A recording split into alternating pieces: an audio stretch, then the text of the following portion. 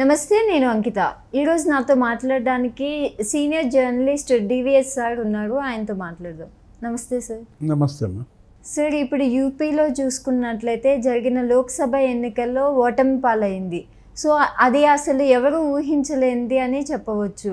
అయితే ఇప్పుడు అక్కడున్న సీఎం యోగి ఏం చేయబోతున్నారు?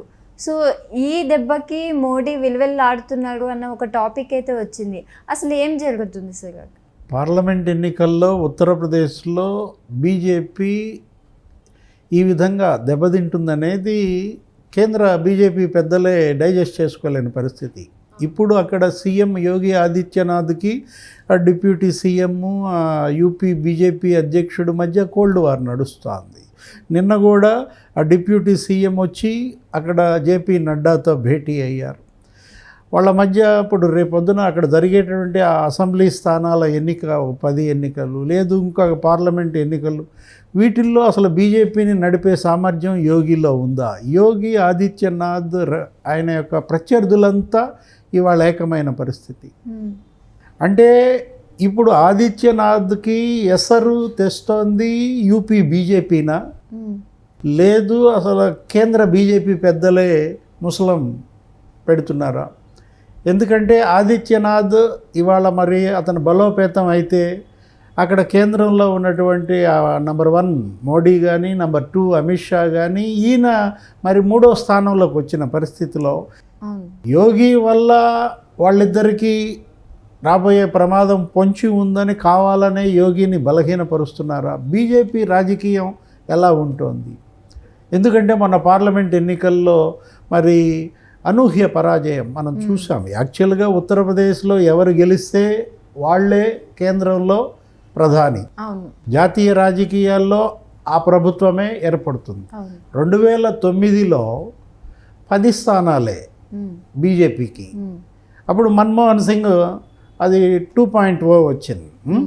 అలాంటి పరిస్థితుల్లో నుంచి నీకు అక్కడ తర్వాత ఎన్నికల్లో 2014లో 72 స్థానాలు కొట్టారు.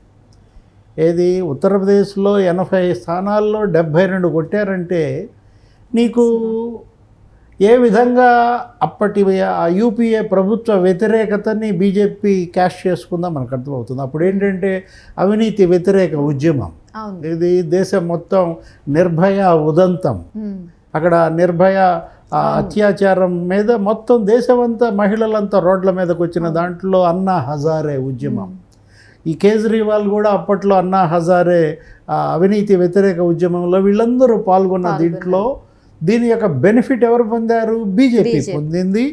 మోడీ ప్రత్యామ్నాయంగా అక్కడ క్లీన్ ఇమేజ్తో రావటం, అప్పుడు గుజరాత్ సీఎంగా అతనికి ఉన్నటువంటి ఆ చరిష్మా, ఆ గోద్రా ఇన్సిడెంట్లో ఆయనకి చెడ్డ పేరు ఉన్నప్పటికీ కూడా ఆల్టర్నేటివ్గా మోడీ నాయకత్వంలో మొత్తం దేశమంతా కూడా నీకు ఎన్డీఏ వచ్చేసింది. అదే మోడీ 1.0. ఆ తర్వాత మోడీ 2.0 ప్రభుత్వం కూడా ఏర్పడింది. ఏది 282 స్థానాల్లో గెలిచినటువంటి ఇది కాస్త 303 స్థానాలకు వచ్చింది. ఎప్పుడు 2019లో. అంటే మోడీ పరిపాలనకు మొత్తం కొంత ఆమోదం లభించటం. అంతకుముందేమో ఎన్డీఏ గవర్నమెంట్ ఉంటే ఇప్పుడు బీజేపీయే సొంతంగా ప్రభుత్వం ఏర్పాటు చేసే బలం 2019లో వచ్చినప్పుడు ఏం జరిగింది? ఎన్డీఏ ఇక బీజేపీ గుత్తాధిపత్యంలోకి వెళ్ళింది. బీజేపీ ఇవాళ అక్కడ పెద్దన్నగా మారిపోయిన పరిస్థితుల్లో మిగతా పార్టీలకు బీజేపీకి అంత ఇది నడవని దీంట్లో బీజేపీ ఏం చేసింది? ఇప్పుడు మోడీ షా 400 పార్ అన్నారు. ఏంటి ఈసారి వాళ్ళ లక్ష్యం 303తో ఉన్న బీజేపీని 404 బెంచ్ మార్క్ దాటించాలా. గతంలో ఎప్పుడో రాజీవ్ గాంధీకి వచ్చినటువంటి 404, 542 లోక్సభ సీట్లలో ఆ 85లో వచ్చినటువంటి అతని మెజారిటీని దాటి బీజేపీ రావాలి, కాంగ్రెస్ని చావుదెబ్బ కొట్టాలని వాళ్ళు లక్ష్యంగా పెట్టుకున్నారు. కానీ ఏం జరిగింది? రాహుల్ గాంధీ మరి జోడో యాత్ర క్లిక్ అయింది. ఆయన యొక్క ఆ జోడో యాత్ర నీకు సౌత్ టు నార్త్ పెడితే కన్యాకుమారి టు కాశ్మీర్ 2 ప్రభుత్వాలు సౌత్లో వచ్చేసాయి. కర్ణాటకలో కాంగ్రెస్ ప్రభుత్వం రావటమే కాదు, దాని ప్రభావం తెలంగాణలో కూడా పడి రేవంత్ రెడ్డి ఇక్కడ సీఎం అయిపోయిన దీంట్లో. జోడో యాత్రతో రాహుల్ బాగా కనెక్ట్ అయ్యాడు పీపుల్కి. అతను ఏం చేశాడు, నెక్స్ట్ కొంత విరామం తీసుకుని మళ్ళా ఈసారి ఈస్ట్ టు వెస్ట్ పెట్టాడు జోడో యాత్ర. ఏంటి, మణిపూర్ అల్లర్ల నేపథ్యంలో అక్కడ జరిగినటువంటి ఆ ఎస్సీ క్రిస్టియన్స్ మీద చర్చిల దహనం, దారుణమైనటువంటి హింస, ఆ క్రిస్టియన్స్ అంతా కూడా అక్కడ ఇదైన పరిస్థితుల్లో కనీసం మోడీ షా అక్కడికి వెళ్ళకని నేపథ్యంలో అతను తీసుకున్న Jodo Yatra east to west కూడా ఇదే స్థాయిలో క్లిక్ అయి ఉన్నట్టయితే ఇవాళ ఈ ప్రభుత్వం ఉండేది కాదు, మళ్ళా మోడీ 3.0 ఏర్పడేది కాదు. అక్కడ ఇండియా కూటమిలో లుక్కలు ఏది, మమతా బెనర్జీ ఎప్పుడైతే జోడో యాత్ర వెస్ట్ బెంగాల్లోకి ఎంటర్ అయిందో నాకేదో రాహుల్ ఫోన్ చేయలేదని ఆమె కొంచెం అందులో పాల్గొనకపోవటం, పశ్చిమ బెంగాల్లో ఇవాళ ఆశించిన ఫలితాలు రాలేదంటే ఇండియా కూటమికి అక్కడ మమతా బెనర్జీ వెనకడుగు.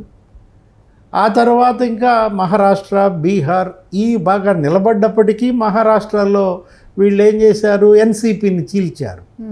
శరద్ పవార్ నుంచి అజిత్ పవార్ని వేరు చేశారు. ఏదో ఒక రకంగా ఇండియా కూటమి బీటలు ఇలా చేయాలని మోడీ షా వాళ్ళ యొక్క గేమ్ ప్లాన్ కొంతమేర సక్సెస్ అయింది. కానీ ఇండియా కూటమిని ఇతర రాష్ట్రాల్లో కొంతమేర అడ్డుకట్ట వేయగలిగారు, కానీ వాళ్ళ యొక్క సొంత రాష్ట్రం ఉత్తరప్రదేశ్లో వేయలేకపోయారు.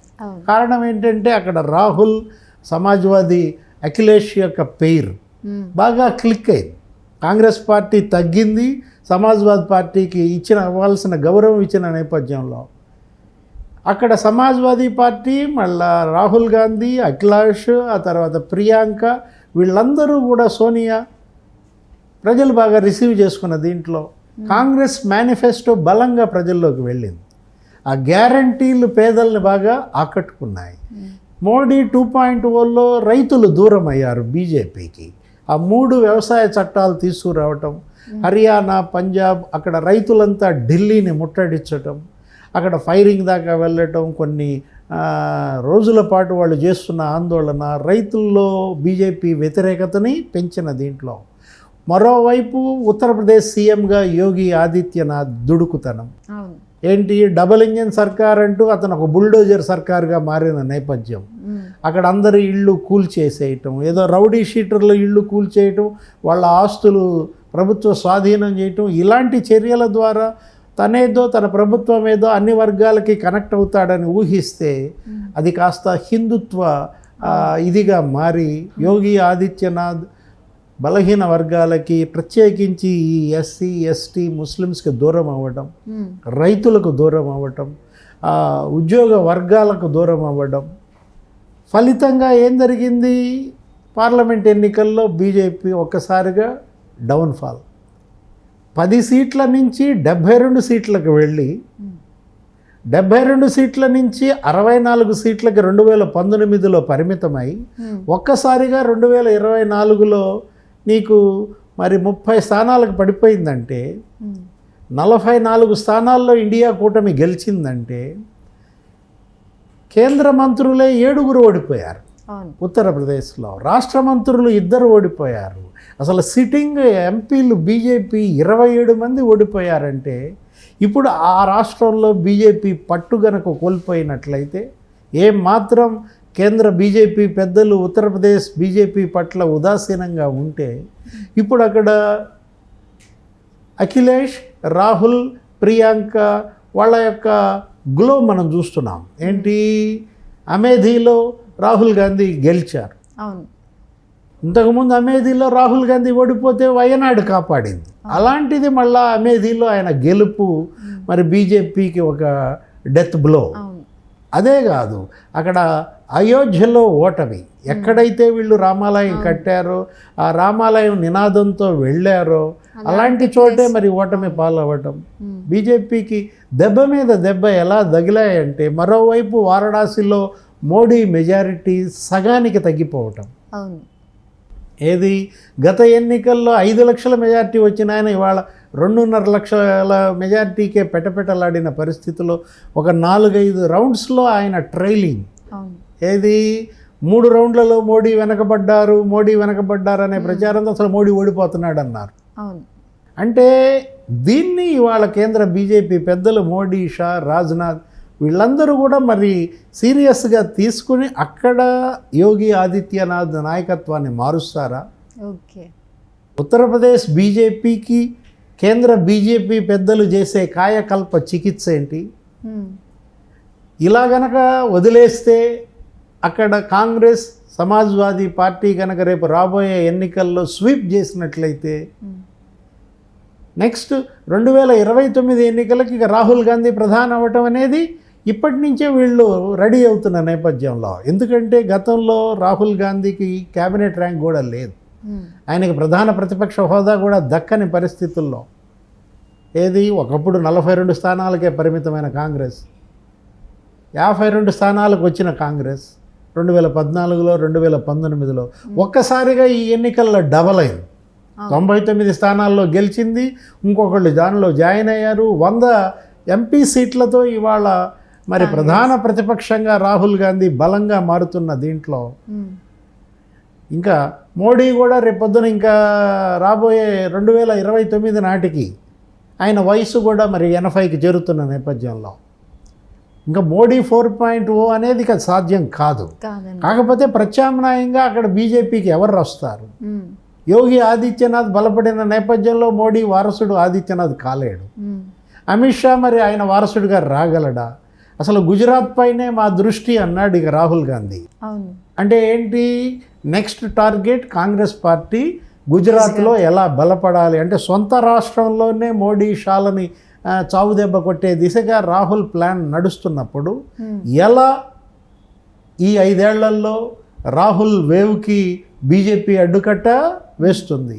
మనం చూసాం మొన్న ఉప ఎన్నికల్లో కూడా మరి ప్రియాంక నామినేషన్ వేస్తోంది. ఏది ఇప్పుడు ప్రియాంక కనుక అక్కడ బై ఎలక్షన్లో మళ్ళీ ఆమెనేదో 7 లక్షల మెజార్టీతో గెలిపించాలనేది వాళ్ళు టార్గెట్ పెట్టుకున్నారు.